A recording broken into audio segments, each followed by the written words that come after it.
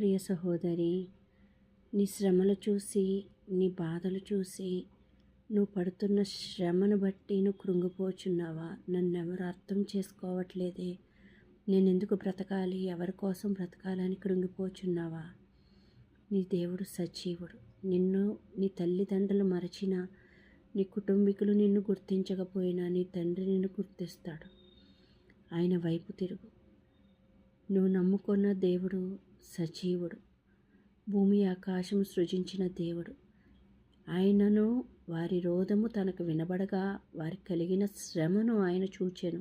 వారిని తలంచుకుని ఆయన తన నిబంధనను జ్ఞాపకము చేసుకునేను. తన కృపా బాహుల్యాన్ని బట్టి వారిని కరుణించెను. నీ దేవుడు తప్పక నిన్ను కరుణిస్తాడు. నిన్ను విడువడు, నిన్ను ఎడబాయడు. నీ పక్షాన పోరాడుతున్నాడు. నువ్వు అనుకుంటున్నావు, ఆయన ఉన్నాడా, నన్ను చూస్తున్నాడా? లేదు లేదు, ఆయన నిన్ను చూస్తున్నాడు. ఒక్కసారి నా దేవా, నా తండ్రి, నన్ను జ్ఞాపకం చేసుకోవా అని ఒక్కసారి ఆయన వైపు తిరుగు. అలా ఉండిపోకు. నన్ను కాపాడేవాళ్ళు లేరనుకోకు. నీ తండ్రి నీ పక్షాన ఉన్నాడు. నీ కుడి చేయి పట్టుకొని పిలుస్తున్నాడు. నీ కోసం ఎదురు చూస్తున్నాడు.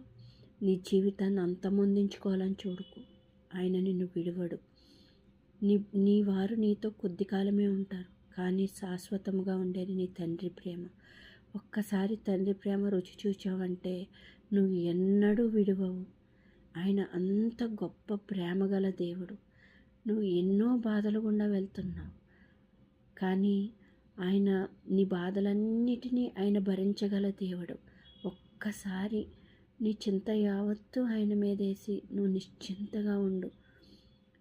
యేసయ్యా, నన్ను దర్శించవా అని ఒక్కసారి అడుగు. ఇదిగో నీ కోసం ప్రార్థిస్తున్నాను.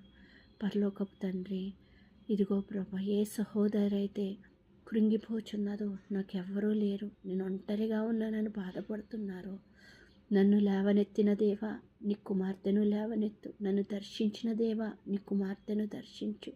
ఇప్పుడే ఆ బిడ్డ రోదనము విని ప్రభువా, తన కలిగిన శ్రమను చూసి ఒక్కసారి ఆ బిడ్డ నిబంధనను, నువ్వు చేసిన నిబంధన జ్ఞాపకం చేసుకో అయ్యా.